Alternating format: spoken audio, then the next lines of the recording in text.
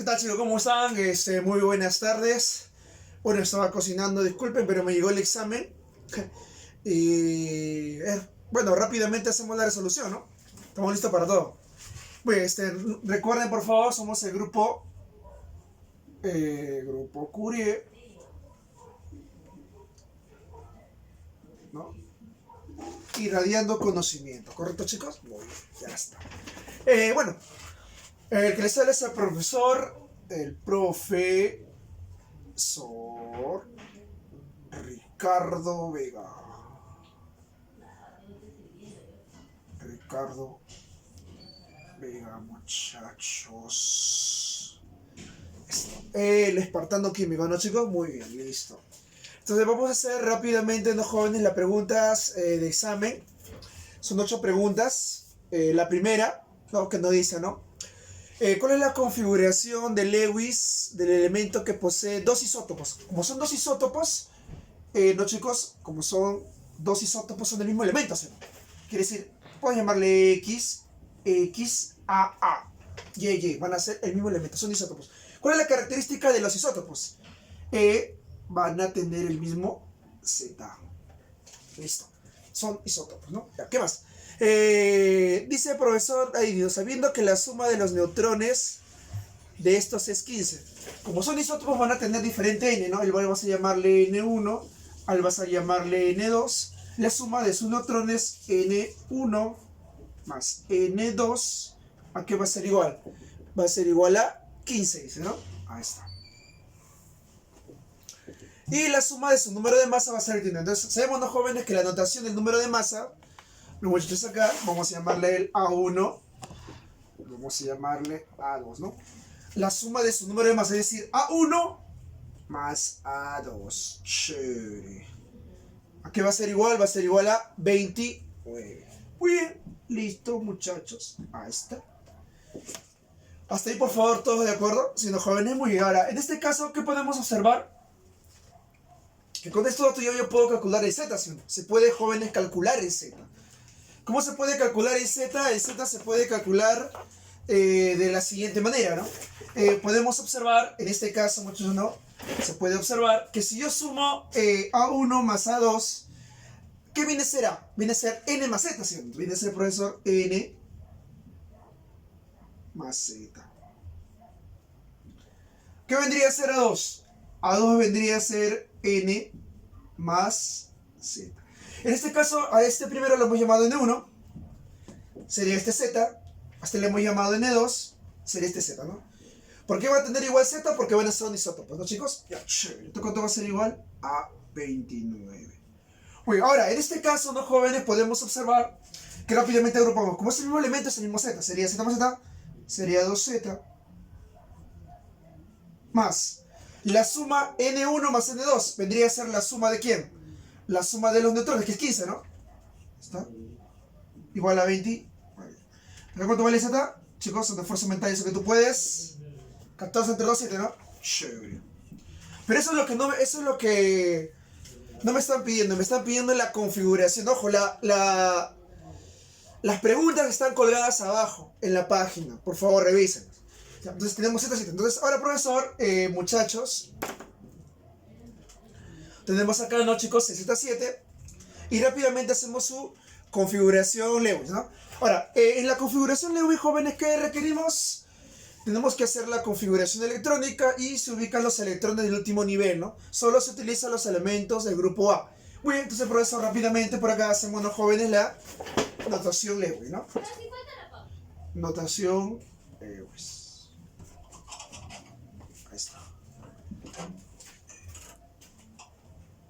Entonces, profesor, sabemos que este elemento X tiene como Z 7.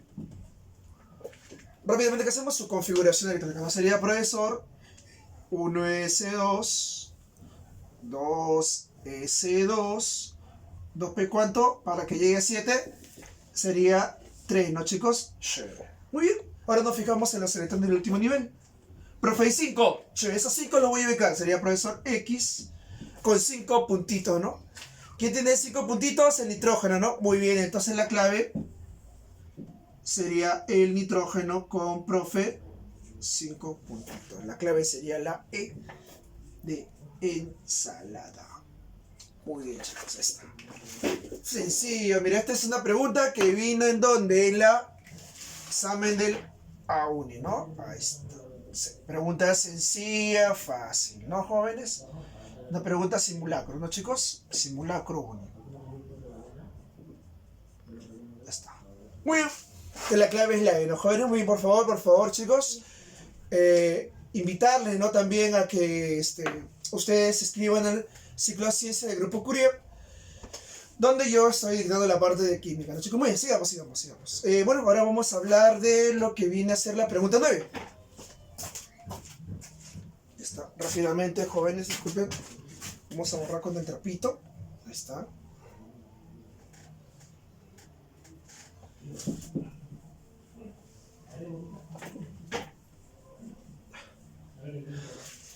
Y a ver, ¿qué nos dice, jóvenes, la pregunta 9? La pregunta 9 nos dice, ¿no, chicos? Dice. La 9 nos dice, a ver, vamos a ver qué nos dice la 9. Dice, señale la alternativa que presenta la secuencia correcta después de determinar si la producción es verdadera o falsa. La primera nos dice, los metales son buenos conductores de la corriente eléctrica y del calor. Pregunta 9, no, chicos, eso es verdadero. Los metales son buenos conductores del calor y la corriente eléctrica.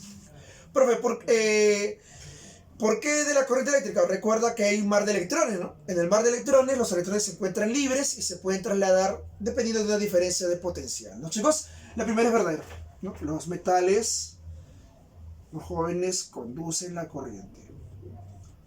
Bien, profesor, los metales, los jóvenes, conducen la corriente. La 2 dice, los sólidos amorfos presentan propiedades físicas similares a los sólidos cristalinos. Eso es falso, ¿no, jóvenes? ¿Por qué falso? Porque si yo tengo, no, en este caso, muchachos, un sólido cristalino,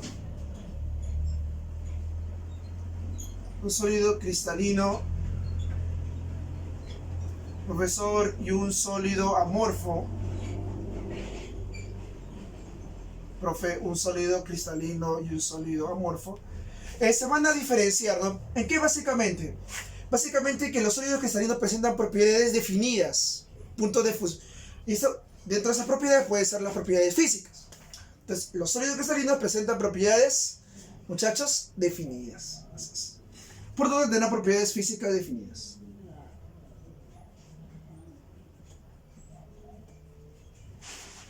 Mientras que los amorfos son indefinidos, ¿no? Ahí está.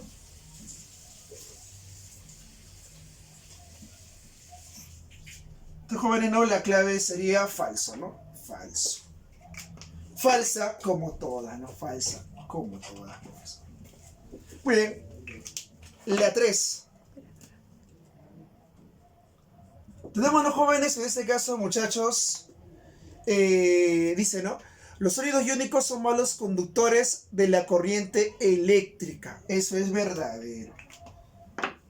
¿Por qué los sólidos iónicos son malos conductores? Bueno, la respuesta es que los sólidos iónicos, los iones que van a formar los compuestos iónicos y estos iones van a formar los sólidos cristalinos, se van a encontrar en posiciones fijas. Imaginemos el cloruro de sodio. El cloruro de sodio, profesor, el cloruro de sodio, ¿no, jóvenes? En el cloruro de sodio, los iones sodio y cloro se encuentran formando lo que se conoce una geometría, ¿no? Una geometría cristalina, la cual se va a llamar retícula. Retícula, es una retícula, que es la representación matemática de un compuesto. Así es. Pues entonces los jóvenes observamos, ¿no, chicos? Que acá tenemos, ¿no?, el sodio. Profesor, por acá está el cloro, ¿no, chicos? Cloro. Por acá el sodio. Cloro, perdón. Y así el sodio. Los chicos están.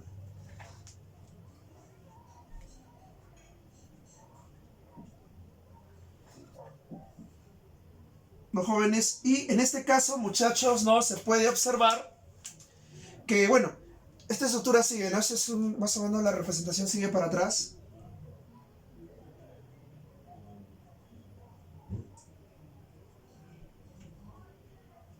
¿No? Sigue, ¿no? Es una red. Entonces, ¿qué notamos acá? Profesor, los iones se encuentran en posiciones fijas. Entonces, como están en posiciones fijas, no pueden correr, no se pueden mover, por donde no hay corriente eléctrica. ¿Sí? Sería verdadero. Suman los conductores. Chévere. Entonces, ¿cuál sería la clave? La clave sería la B, no la B de bueno, chicos, la B de bueno. Esa sería la clave, ¿sí? Ya está. Muy bien. Sigamos. Ahora haremos la pregunta 10. Hacemos la pregunta 10, ¿no, jóvenes? Pregunta 10.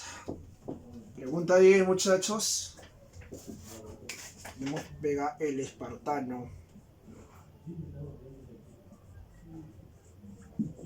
Muy bien, chévere. Listo, bueno, ahora en este caso, jóvenes, no notamos, muchachos, por acá, que dice, marque la alternativa correcta referente a la correspondencia entre la fórmula química del constituyente principal y su nombre comercial, ¿no? Entonces, los jóvenes, por acá, mira, observa.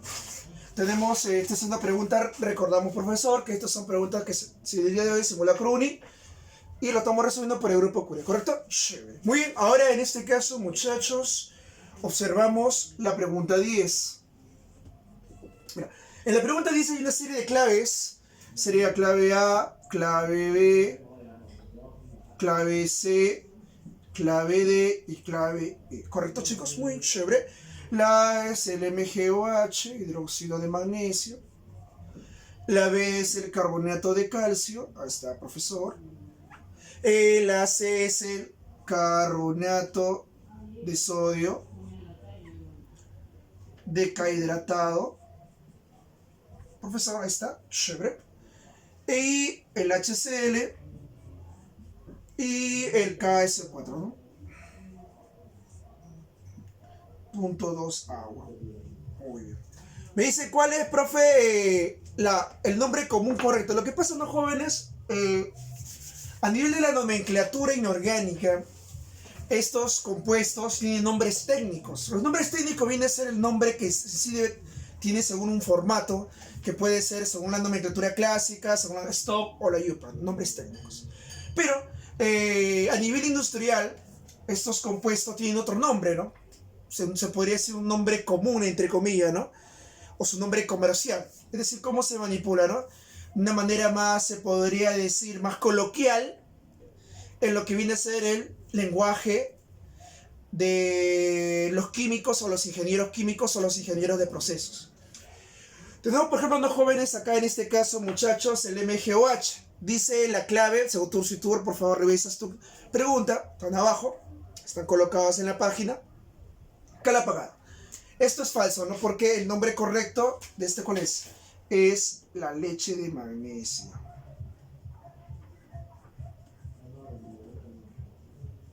¿Sí? ¿Qué dice la clave? Cala apagada. ¿Cuál es la cala apagada? La cala apagada, profesor. Disculpen, chicos. La cala apagada.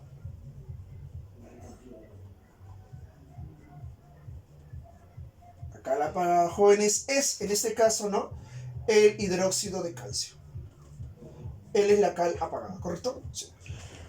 Muy bien, el otro que sigue dice, profe, yeso. Falso, no, jóvenes. Él es la caliza. O también conocido como el mármol, ¿no? Ahí está. El otro dice, profesor, esto también es falso, es caliza, ¿no? Ahí dice la clave, yeso, falso, es caliza. El carbonato de sodio, soda cáustica, falso. ¿Cuál es la fórmula de la soda cáustica? La soda cáustica, no, jóvenes, señoritas, futuros cachimbos, tiene como fórmula el hidróxido de sodio. HCl, el ácido muriático, esa es la clave, ¿no? Claro, pues, jóvenes, es el ácido muriático, es el nombre comercial. Ahora, este ácido muriático, muchachos, de este caso, ¿no, jóvenes? Debe tener unas ciertas características, ¿no? Debe tener HCl y agua, ¿no? Ahí está. HCl estaba al 33.33% en peso, ¿no? clave sería la D.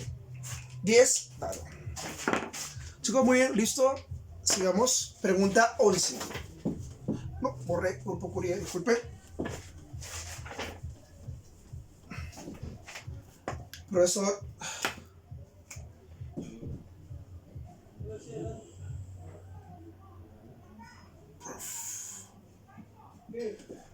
Ya, tenemos unos jóvenes acá ahora, en este caso, muchachos, la pregunta 11.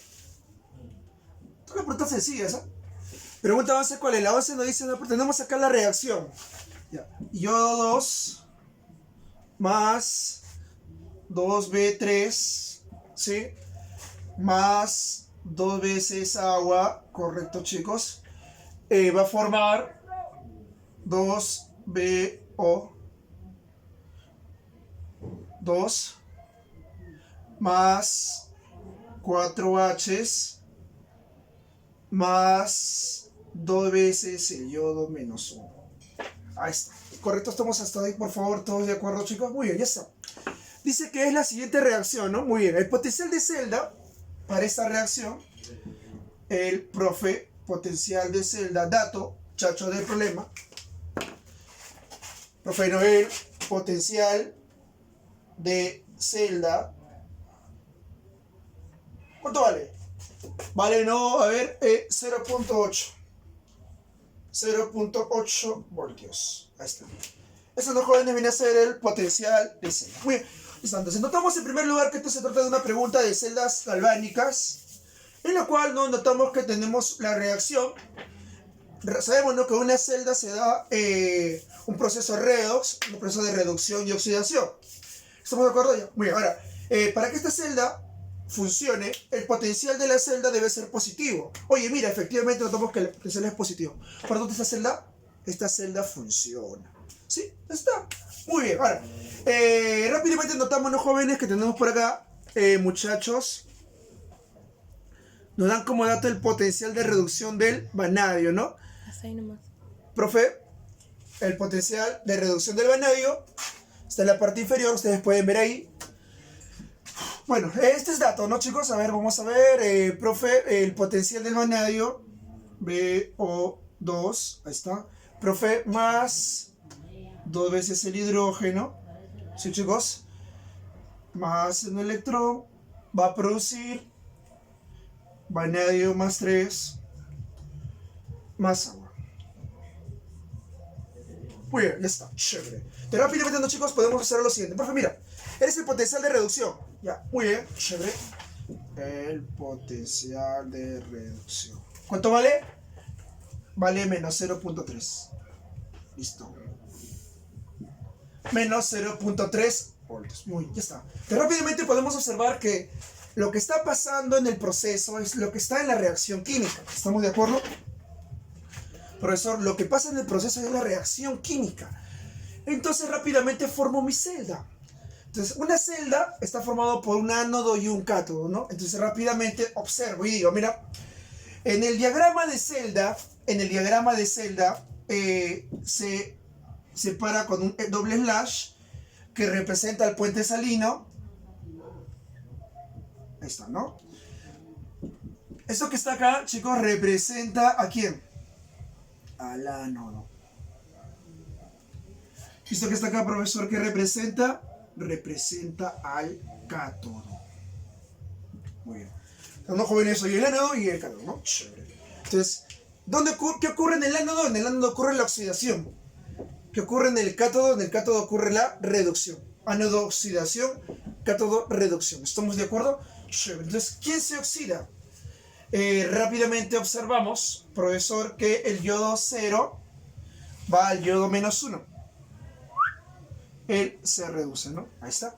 Y el vanadio va, se supone, profe, que si esto es 2, por balance de cargas, ¿no? Sabemos que todo este BO2 va a ser más 2, ¿no? Esto vale menos 2. ¿Cuánto valdría X? X valdría, ¿cuánto? Más 4, ¿no? Ahí está.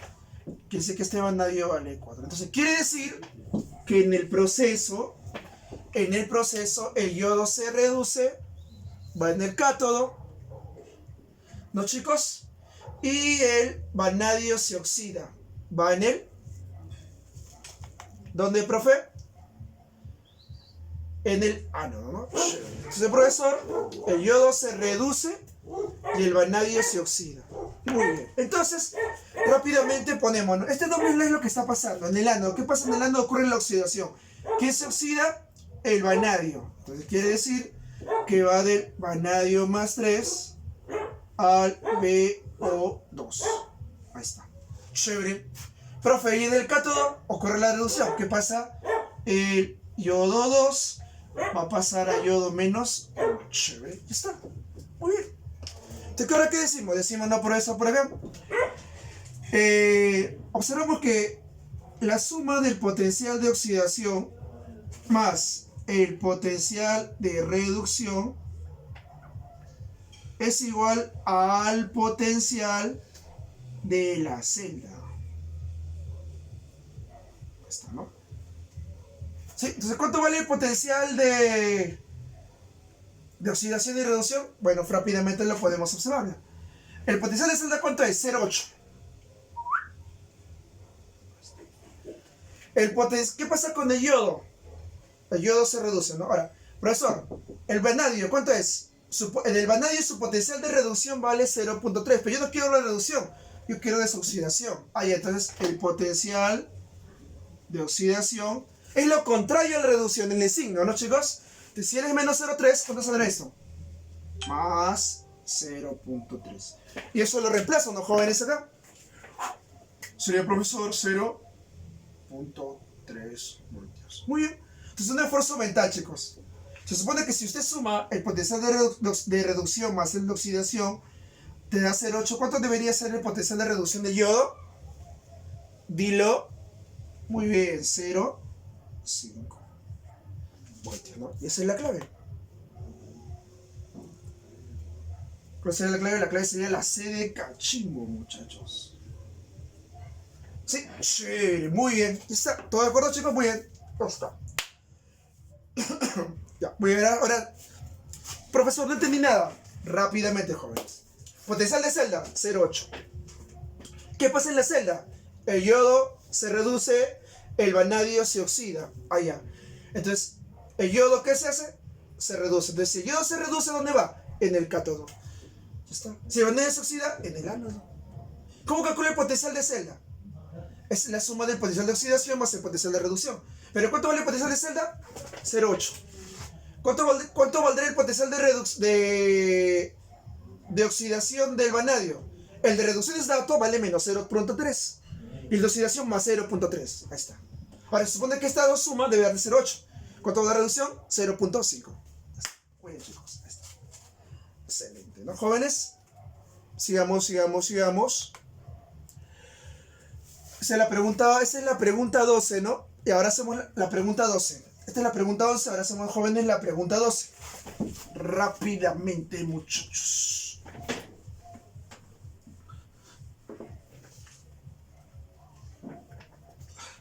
Y acá dice la pregunta 12, joven, dice, todo cloruro existente en 40 mililitros de una solución 0,25 molar de cloruro de calcio es precipitado con 55 mililitros de una solución de nitrato de plata, ¿no? ¿Cuál será la concentración de la solución de nitrato de plata? Muy bien, entonces rápidamente tenemos por acá, profesor, el cloruro de calcio, en la pregunta 12. Profe, no es el cloruro de calcio, chévere, va a reaccionar con el nitrato de plata. Muy bien.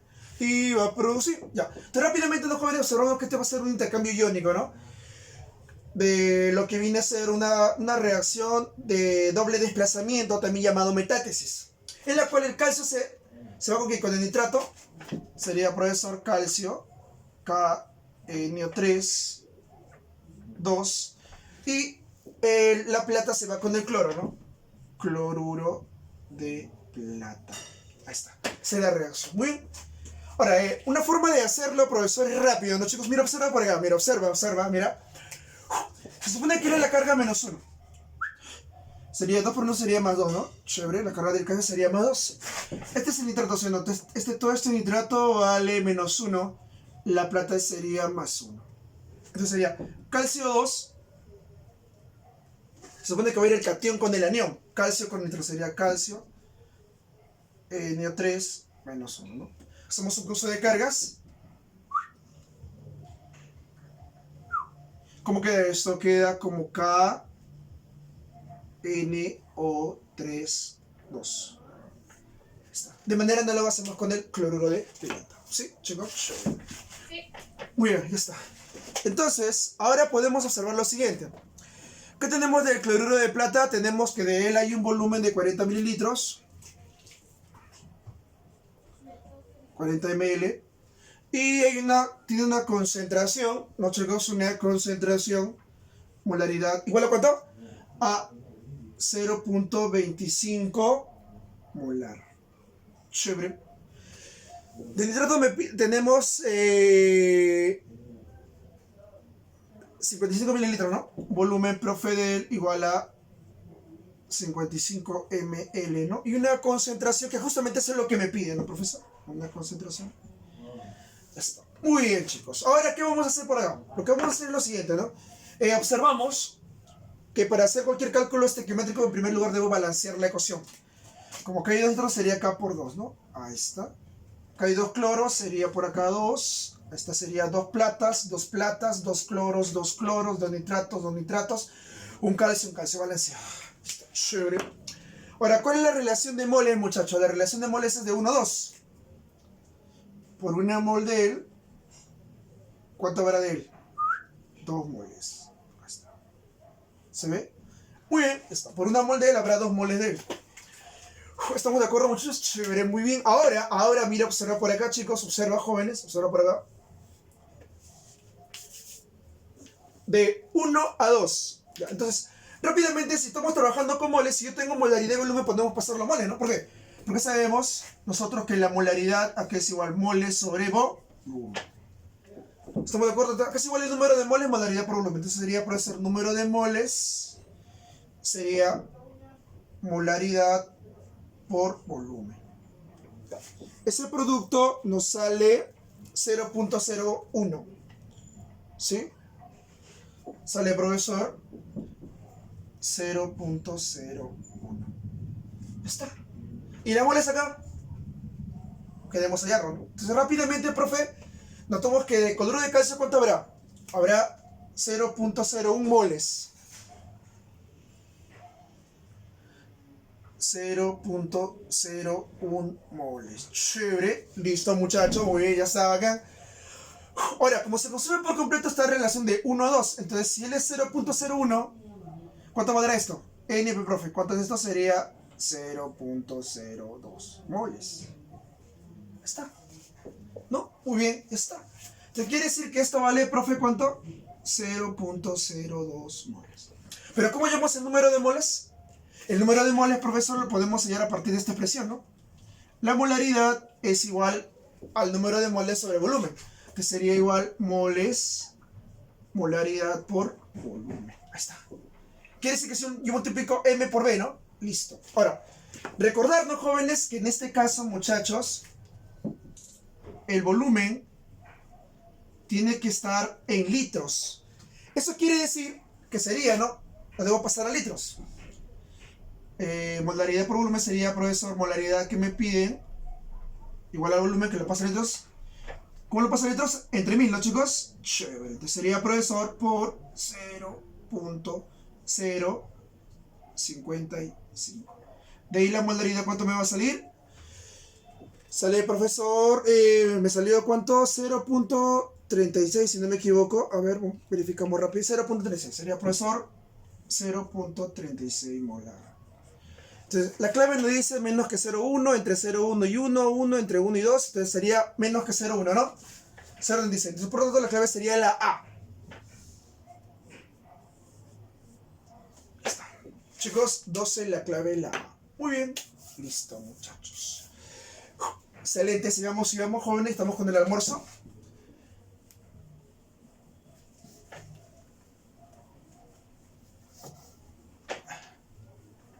Ya, ahora mira, observa, dice, la pregunta 13. Estamos haciendo ahora, ¿no, jóvenes? La pregunta 13. Dice por acá. ¿El cuerpo humano obtiene la mayor cantidad de nitrógeno en dónde? A ver, vamos a ver, profesor. Quiero nitrógeno. ¿De dónde obtenemos el nitrógeno? Clave A, grasas. Profesor, es una pregunta de biología, ¿no, chicos? Esta parte pertenece a lo que es química aplicada. Las proteínas. Sí. C, los azúcares.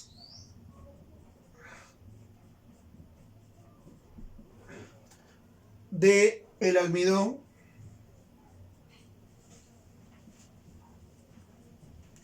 Y E, las vitaminas, ¿no?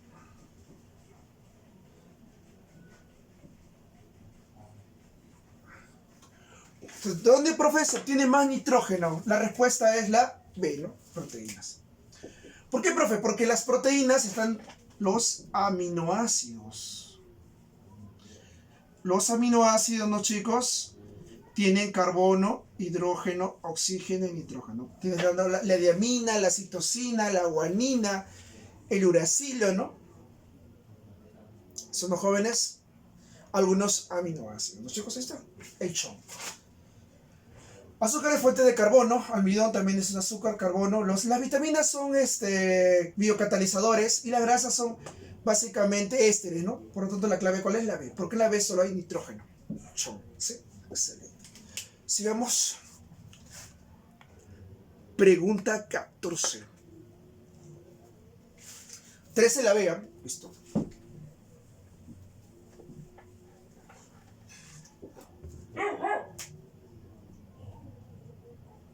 Jóvenes, pregunta 14 tenemos, dice, en cada una de las siguientes proposiciones se relacionan las posibles soluciones respecto al problema ambiental, ¿no? O sea, te dan el problema, te dan la solución y respecto a un problema, ¿no? Vamos con la primera. La primera, dos jóvenes me hablan de la celda de combustible, profe.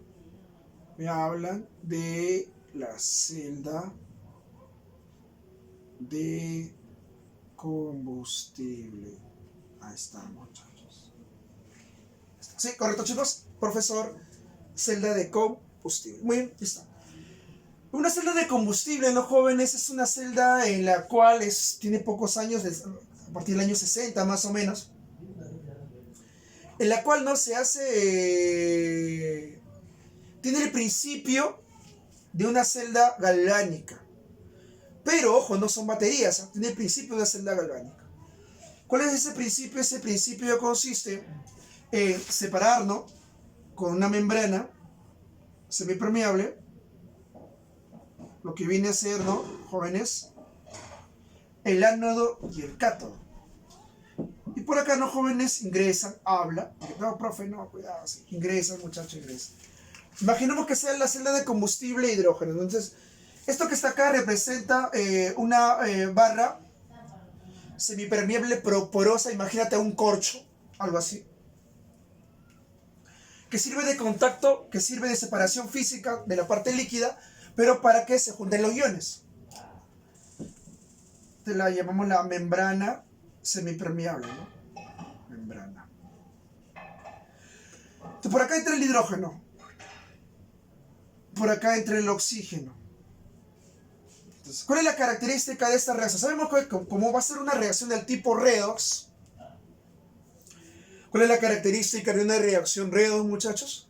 La característica de una reacción redox es que va a producir corriente, porque hay un flujo de corriente. Entonces, esta celda produce corriente. Entonces, esta celda, cuando produce corriente, tiene una característica. Si usted, por ejemplo, habrá escuchado no hablar de lo que viene a ser los grupos electrógenos. Un grupo electrógeno produce también corriente, pero este grupo electrógeno funciona en base a un motor. Este motor es un motor de combustión, en la cual no tiene como combustible el petróleo, puede ser gasolina. Entonces, esa combustión que va a producir como contaminante, va a producir como contaminante el CO2. El CO2, ¿sí? Te va a producir como contaminante, ¿quién? Profe, se movió acá. Al CO2. Entonces, la característica de esta celda de combustible que su producto de este proceso es hidrógeno más oxígeno. ¿Qué crees que va a producir? va a producir, profesor? Agua. Ahí está. Por lo tanto, es una celda biodegradable. Es una celda que no produce como emisión al CO2, produce agua. ¿El agua contamina? No. Por lo tanto, se podría decir que es una energía limpia. Entonces, esto se podría decir que una celda de combustible sustituye, o es una posible sustituyente, una posible solución a motores de combustión. ¿Sí? Chévere. Excelente. Sería verdadero, ¿no? Motores, profesor.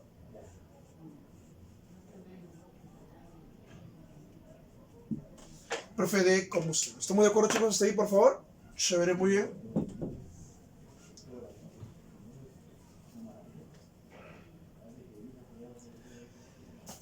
Vamos con la 2.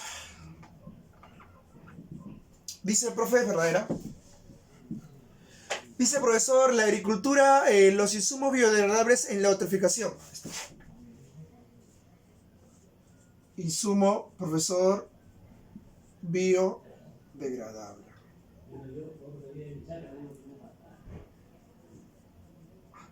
Ya. Profe, ¿por qué se le llama biodegradable? Su mismo nombre lo dice, ¿no?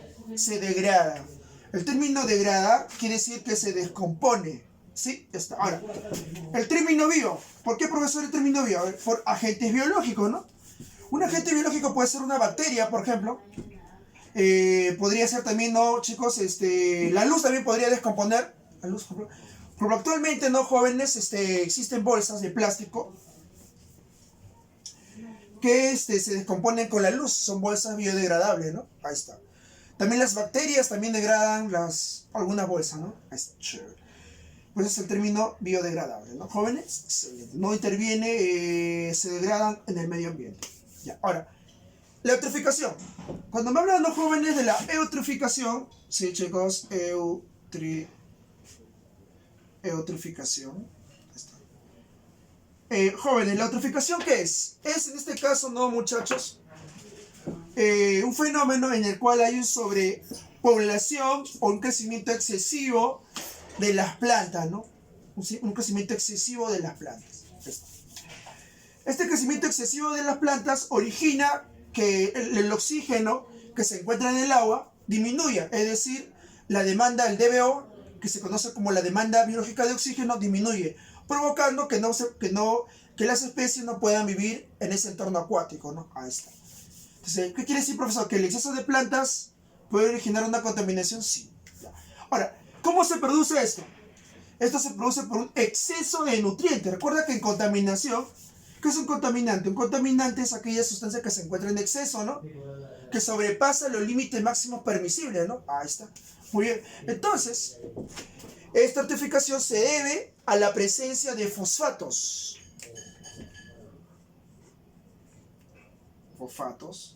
Y también nitratos, ¿no, jóvenes?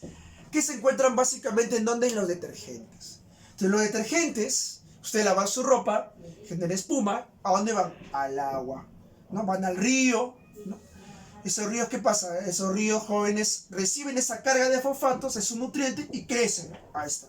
Originando la eutroficación. Entonces, para eso, ¿qué se tendría que usar? Se tendría que usar insumos biodegradables, claro. Estos insumos, ¿qué harían? Harían que, profesor, no se almacene la carga, ¿no? La carga química se degrade y no genere la eutroficación. Que sería verdadero. Se debe usar insumos biodegradables. Entonces, chicos, entonces, aprovechándonos de esto, utilizándonos insumos biodegradables. Chévere. Muy bien, listo. La pregunta 3, la 14, versículo 3. Dice, profe, en este caso, agricultura orgánica.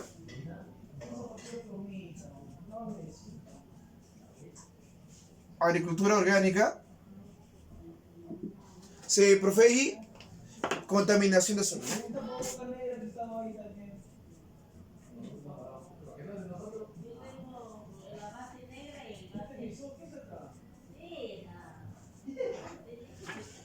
Tenemos, los jóvenes, la contaminación de los suelos. Entonces, los suelos se pueden contaminar debido, los jóvenes, a una carga mineral que puede ser plomo, cadmio, arsénico, que son generalmente metales pesados. También se pueden contaminar con las aguas o también con el mismo aire, ¿no? Si la lluvia es ácida, esa precipitación, ¿no, jóvenes? Lo que hace es, en este caso, hacer que el suelo se vuelva ácido, ¿no? ¿Ya? Entonces, ¿cómo contrarrestamos esa contaminación de suelos? Entonces, a mí me interesa un suelo bueno porque yo quiero cultivar. Claro, entonces quiero cultivar. Entonces imaginemos que el profesor ya ha habido un suelo, ¿no? Que ha pasado personas, ha sido expuesto a ácido, ¿no? Yo quiero que de nuevo se vuelva a ser, se podría decir, fértil. Entonces utilizamos lo que se conoce como la agricultura orgánica. Entonces, cuando hablamos los jóvenes de la agricultura orgánica, se debe básicamente a que lo que vamos a hacer nosotros es, en primer lugar, utilizar, ¿no? Un compost orgánico. Un compost orgánico quiere decir que vamos a hablar, ¿no? En este caso se puede cavar en un suelo, en un determinado terreno, y se le va agregando, se podría decir, basura orgánica. Puede ser cáscara de zanahoria, cáscara de plátano, ¿no? Y eso que va a generar un compost. Ese compost va a hacer que el suelo se nutra. Se le llama agricultura orgánica.